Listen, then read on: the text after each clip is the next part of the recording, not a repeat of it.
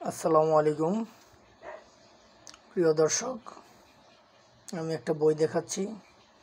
বইটির নাম মিয়াতুল আমান। এই বইটির একটি পৃষ্ঠায় লেখা আছে, দেখুন, লেখক নিজেই লিখেছে।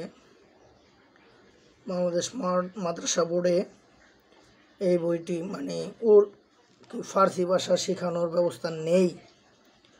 তারপরেও চিটাগাংয়ে বিভিন্ন আলিয়া মাদ্রাসায় এমন বই পড়ানো হচ্ছে।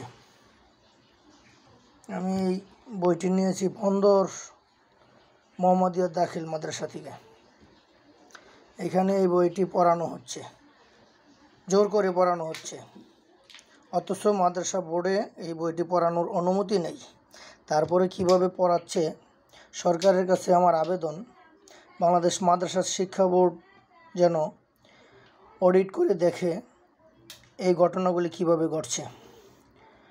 আর বন্দর মোহাম্মদিয়া দাখিল মাদ্রাসায় কি কখনো অডিট আসেনি? অডিটররা কি দেখছেন?